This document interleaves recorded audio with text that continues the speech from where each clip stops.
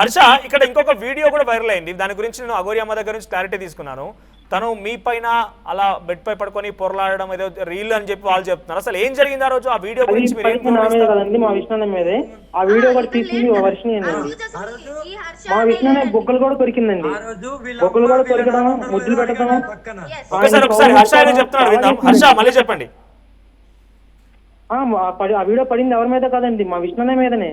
బొక్కలు కొరకడం, ముద్దులు పెట్టడం, హగ్ చేసుకోవడం, ఇలా అసభ్యకరంగా సెక్సువల్ గా తన సాటిస్ఫాక్షన్ కోసం ఇలా మనుషుల మీద పడతాం. మేము మా ఇళ్లలోనే జరిగిందండి. ఓకే, విష్ణు పక్కన ఒకసారి విష్ణు ఫోన్ ఇస్తారా? విష్ణుతో మాట్లాడతా నేను. ఒకసారి వర్షి మీరు ఒకసారి హోల్డ్ లో ఉండండి. వాళ్ళ వర్షం ఏందా తర్వాత మీ నుంచి క్లారిటీ తీసుకుంటా. హర్ష, విష్ణు ఉన్నారా? లేరండి, అన్నయ్య బయటకు వెళ్ళాడు. అది ఒక రీల్ కామెడీ కోసం చేశానని అఘోరి అమ్మ చెప్తున్నారు. లేదండి, అది కామెడీ కోసం చేసింది కదండి, అది సెక్సువల్ గా చేసింది. అలా పడి మీద లేచి అయ్యో నాకు మూడు వచ్చేస్తుందని చెప్పని పక్కకి వెళ్ళిపోయారండి ఎమ్మటనే లేచి.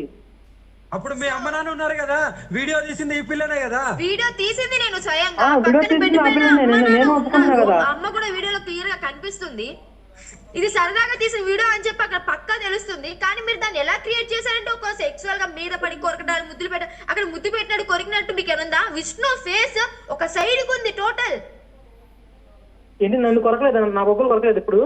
ముద్దులు పెట్టలేదా? నన్ను టచ్ చేసుకోలేదా?